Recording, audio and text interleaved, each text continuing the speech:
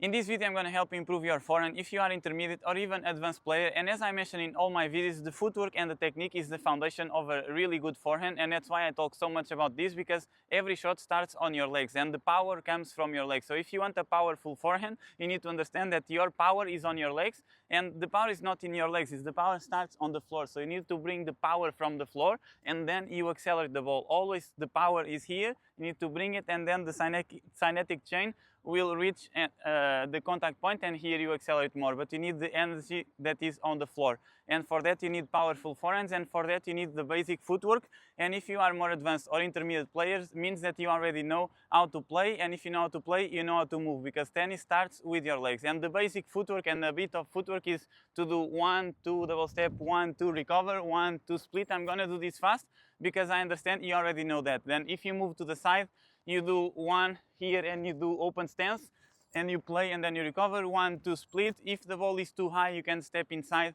and do this and jump against the ball. This is gonna help you to play even faster, more aggressive, because if you want a powerful forehand, you need to understand where the ball is gonna bounce and what can you do in that specific ball, how can you move to that specific ball, and how can you take the most advantage of the ball to put even more power, spending even less energy. That's why it's important to understand where you need to stop, in which position. If the ball is high, if the ball is low, it all changes. And if you are advanced or intermediate, you need to know. So if the ball is low and if you move in the diagonal to the ball, you always need to go with close stance, 1, 2, and then you can keep moving to the net or go back. If you approach the net, you're gonna go 1, 2 split. And I'm not going to finish all the talks because I suppose you are already more advanced or intermediate, so you know this. If you move more to the side and if the ball is high, always open stance. And all of these are the basics and is what is going to help you to improve even more and to play more aggressive. Then the second thing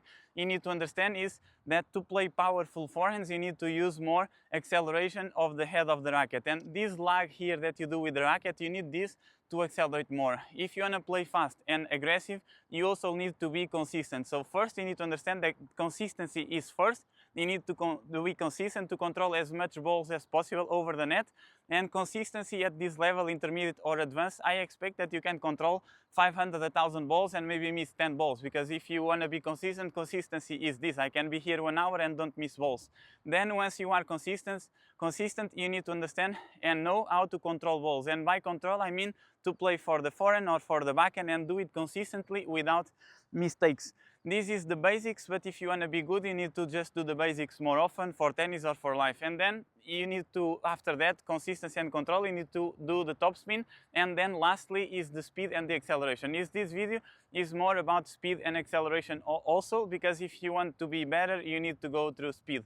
And to accelerate more, you really need to do topspin. I have many videos to do and to teach how to do topspin.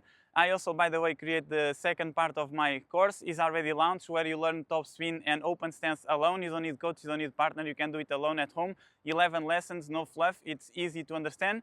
If you want to know the process and the beginning of the foundation, legs, techniques, footwork, and the basic techniques, you also have the part 1. So you have all you need. But also in previous videos, I mentioned all of this.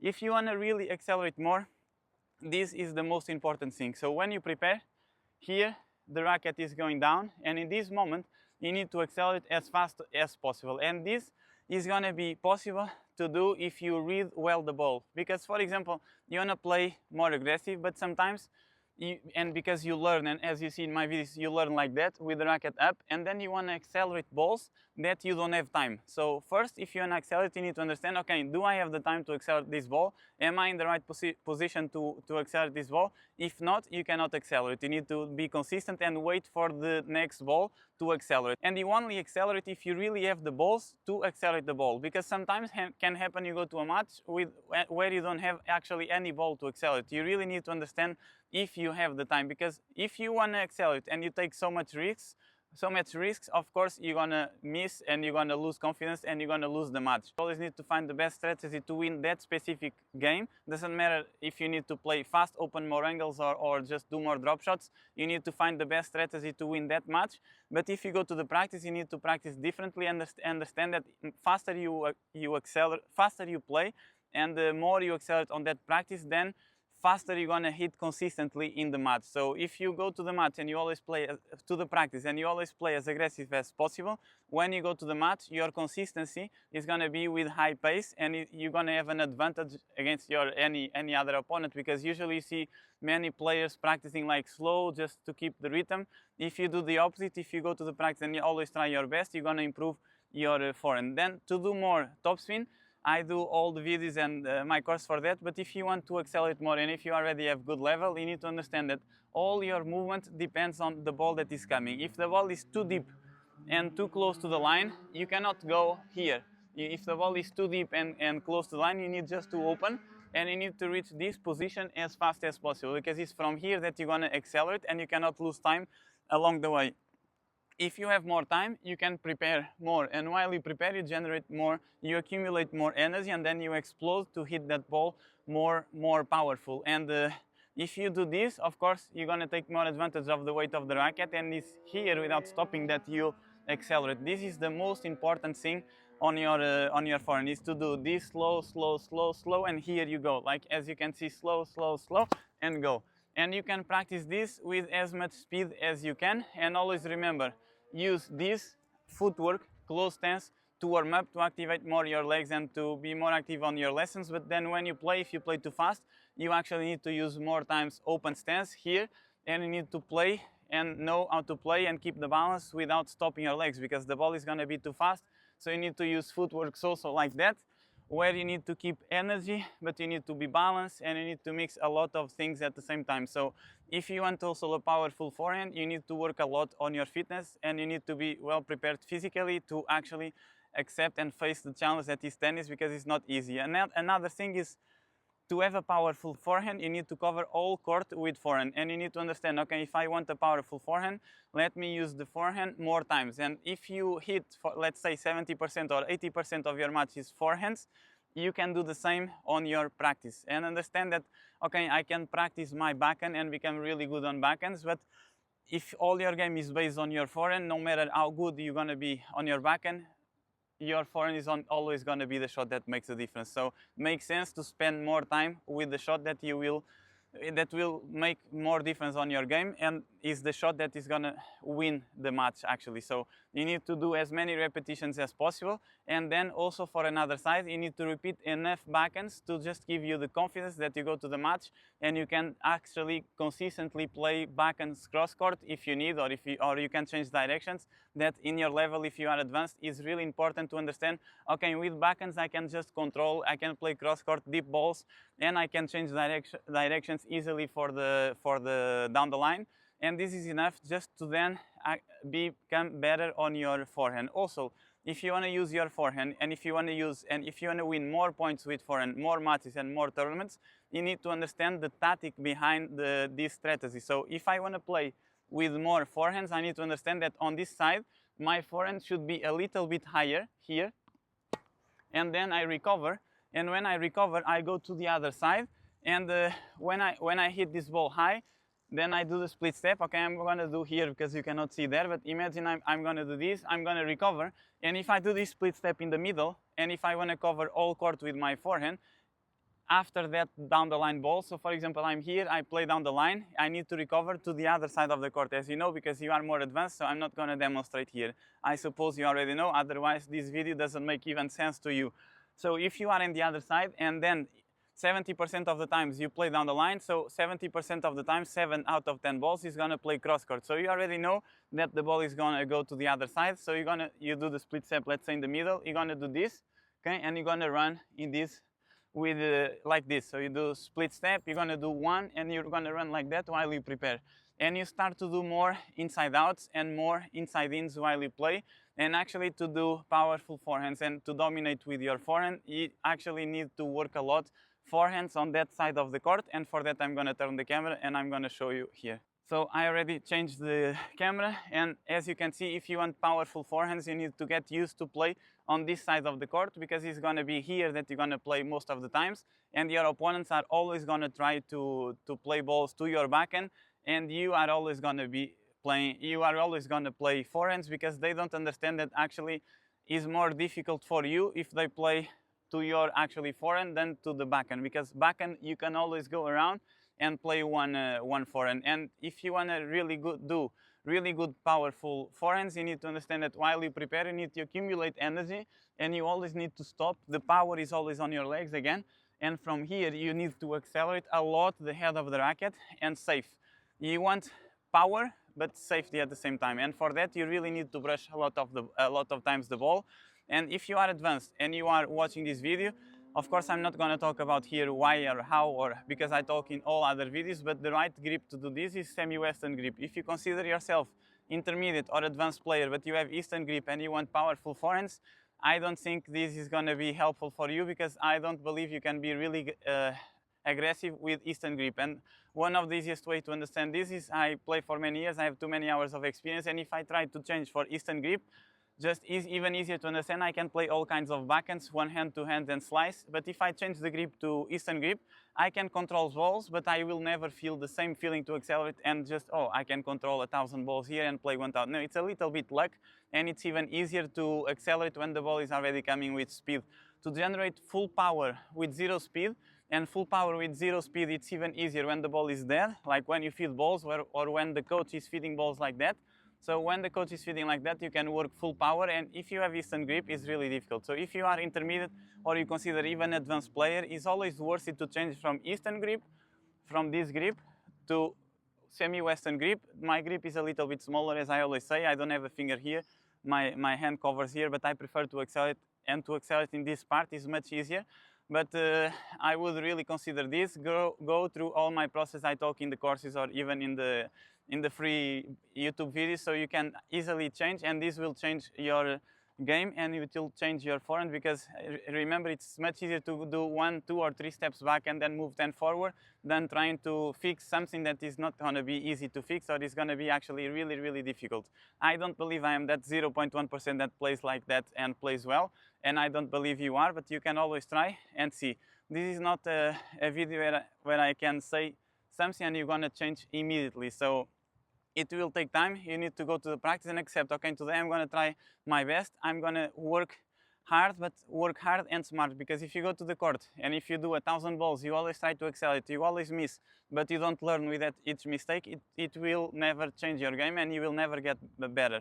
You need to go, you need to fail a lot, you need to miss, you need to understand what can you do better in the next shot. If you do 10 balls in a row and you miss 10 balls, you need to understand, okay, or I think I would correct after each ball, not after 10 balls. But if you miss, for example, 1 ball to the net, you need to understand, okay, how can I accelerate and keep the same speed and play this ball inside? And for that, you need to use your legs to go up and forward like this, here, and then you add the heads, you add the legs. If you do this with the legs and if you still miss balls, you need to understand why I still miss this. Maybe you are opening too early the head of the racket and then you close a bit more. You cannot never reduce the speed to play balls inside. You always need to find the reason why you are missing balls. And usually the sequence is that first you are not using the right footwork. And for that you have many videos for this. It's not my idea, or not. I'm not going to mention that in this video because I mentioned in all my other videos.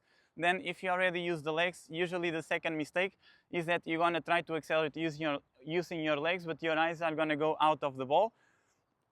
And you will miss because your eyes are going out and you are opening too early your head, and the ball goes out, of course. Then you try to fix your eyes on the ball, and for that you can be focused on the letters of the ball. For example, here Wilson, and in the contact point you try to read Wilson, and that way you can fix your eyes on the ball and you will keep the balance, you'll be more stable on your shot. And then from here you will see, but most probably if you mix all of this, you're already going to have a really good and powerful forehand. Always try to accelerate more and more and more, and if you can play 10 balls or 100 balls with 200 kilometers per hour, always add more. And then if you want more powerful, the last thing I would say to you is you need to combine, because having a powerful forehand not always means more power. Having a powerful forehand means that sometimes you can accelerate super fast, sometimes you can do a drop shot, sometimes you can open the angles, and you can change heights, you can change speeds, and all of this together is going to help you to have a really powerful forehand, because your opponent never knows what to expect. And it's really important to understand that, okay, I can play flat, I can play with more height, I can play short balls intentionally, I can open the angles, I can, while I prepare, change the grip and do drop shots. And imagine you are playing against me. I do all of that and I never miss and I'm consistent and I only attack when I have a good ball. How you would face me in that game? What you would do to make the difference on that game against me? Let me know in the comments what you would do, if you mentally would be prepared for that challenge. And if I say that I am that guy, that I play safe, I can run a lot, I always play one ball inside, I always attack when the ball is in, but with high percentage of success. I am good in all kind of shots, of course forehand better, but I can play any shot. And I'm also I'm really good physically prepared for this match. I can be here 5, 6, 7 hours if I want. I can last for as long as you want. So how you would face that player? And now you understand, if you want to be good in tennis, why not to become this player? I think if you don't want to go against the statistics, the best idea and what I would say to you is become that person that is really difficult to beat. Is the player that never miss, always attack an easy ball, have fitness to be here on court 5, 6, 7 hours if you can. Of course, this is not human, but be that person that can be 5 hours at least on court. Eat healthy, work out every day, and all together are going to help you to become unstoppable on your forehand. And again, the most important thing is to accept this will take time. I'm going to miss a lot, and I'm going to accept these mistakes. And I'm gonna work and accept. Okay, even if the first months even if in the first month I'm gonna miss more and a lot, I'm gonna work and keep going until I really can play consistently aggressive, because that's the goal. And remember, you always can play fast. Just one more tip is really to keep your eyes on the ball when you accelerate, to always bring your legs and to always do this on your forehand. Okay, you can do all the exercise. You can even start with this to simplify your forehand, but of course then the racket goes a little bit here.